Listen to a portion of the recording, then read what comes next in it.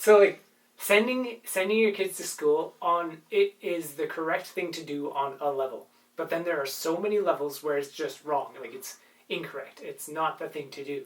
And almost everything in the world is like that. Especially when it comes to a larger collective. Like there are small collectives that are wrong in their own ways. And then there's the kind of like the whole global collective that's wrong in its own ways. Wrong isn't like they're right to themselves on a single level, and then wrong next door. Like they're how to frame this in a way that works. So I don't know if it's just Vipassana. It's more like Buddhism and stuff. There's a thing called sila, which is like it's not morality because morality is based on a specific culture. It's kind of like the subtler wrongs, and it's not like a precept because it's not a prerequisite for anything technically. But sila, it's just like don't steal, don't lie, don't punch people.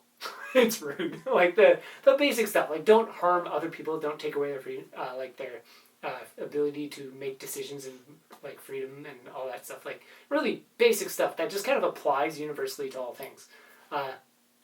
Because like nobody wants to get punched, so punching people is not a good idea. It's almost like if you were to compare it like a sila, whatever you call those. Breaking your sila would be like the one funny subtle way would be like you go to school, it sucks. You send your kids to school, it sucks. Like if you asked what are you doing, and it's like obviously if you really looked at it, it seems horrible what you're doing to your child. And then the only question is like do you hate your child and you're trying to do the worst possible thing to them? And if the answer is anything at all better than that, like you care for your child at all or whatever, you would not send them to this thing that is the worst possible thing for them. Like that's obvious once you see it. So why do it? Because if you ask yourself, what are you doing? Unless you do hate your child and you want the worst possible thing for them, you don't even have to think twice and be like, wait, maybe I should do something else. You would just see it and go, no, I'm not doing that. It'd be like, and the equivalent of that is like, if somebody comes up to you and stabs you with like a knife, and then they give you the knife and they're like, pass it on. You would know it's not a good idea to go to the next person and stab them and they'd be like, pass it on. Like that's just obviously like you don't want to be stabbed. And then once you're stabbed, you'd be like, I'm not going to go stab somebody else. And that's what we do, not just generation after generation, but like institution after institution, or like monkey see, monkey do type of things. Like somebody acts a certain way or does something, and it's like, okay, this is within the framework of the morality of this specific culture or something, that it is okay for me to do so.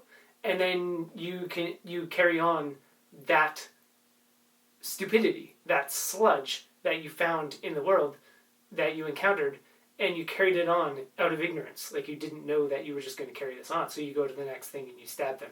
And you say, pass it on. And then at some point, you're just going to go, wait a minute, I should stop stabbing people in that way. And there's going to be like infinite ways that are coming at you. Like life is just this sludge of a bunch of people doing a bunch of things. And they're all doing something stupid, like stabbing each other. Like, and stab, like that's just, lying to someone, manipulating them in some way, like just doing things that are just, for selfish reasons, whatever it is, like anything like that. That's just breaking sila over and over again. That's, you're stabbing yourself and then saying pass it on to somebody else and handing them the knife. You're stabbing others and that's by technicality stabbing yourself when you look at the whole picture of it, and you're saying pass it on, and that's going to just kind of come right back to you, and it will just always do that. And this is what people are doing in this sludge of stupidity. The collective is just like a what do you call it? Cesspool. Cesspool, that's the word.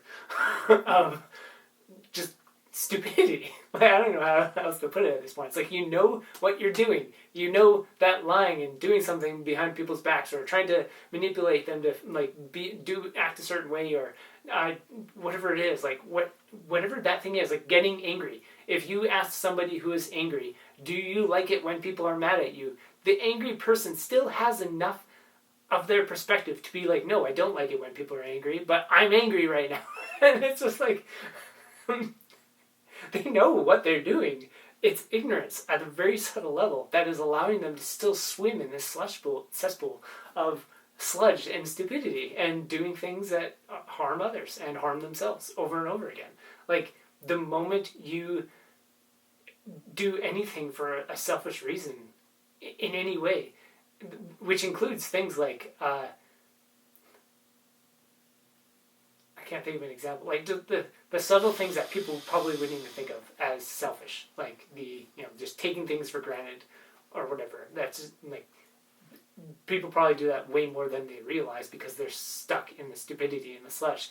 But then it also makes sense, because if you look at the awareness of the planet and like the awareness of people have no awareness. Like, it's so lacking, but that is why we're here on Earth, is to learn that stuff. Nobody has any awareness of what they're doing. So then you ask, what are you doing? People develop that tiny bit of awareness. They're like, wow, what am I doing? I just broke my sila. I did something that this is just stabbing me and stabbing others and whatever else. Like, it's obviously not good, but you got to get out of the stupidity to see it and be like, oh, that's what's been going on.